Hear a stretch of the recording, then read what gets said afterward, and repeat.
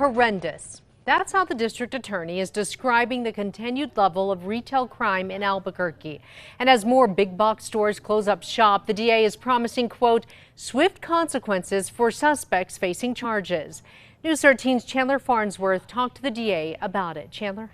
The DA's words come after a recent meeting with rank and file workers at Target.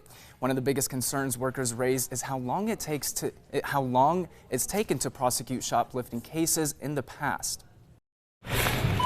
It's always frustrating and disappointing that you hear that a store or a business that is well liked in a neighborhood is leaving. In less than a year, Albuquerque's San Mateo Walmart, the Uptown Kohl's, and soon a Central Walgreens closing for business. Though stores won't say it directly, the closures have happened in areas where police have seen a lot of retail crime. It's not only so destructive for big businesses like Target, but for the small mom and pop stores as well, for the small businesses out there.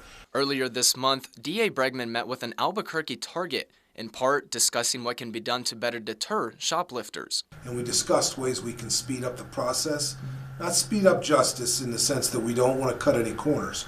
The DA believes new policy is helping, as his prosecutors have now taken over all misdemeanor shoplifting cases instead of police officers, and they filed a lot of cases. Now we have prosecutors, 14 of them, in Metropolitan Court, who are prosecuting misdemeanor shoplifting cases. That's a big thing.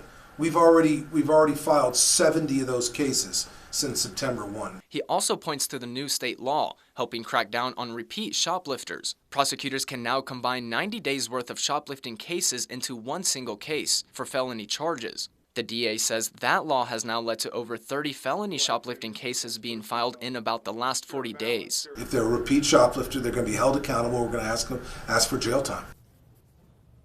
Under the new felony law prosecutors are using, offenders can face up to 1.5 years in prison if they're convicted. Back to you. All right. Thank you, Chandler. The latest big box store closure, the Walgreens on Central in San Mateo, that store is expected to close in November.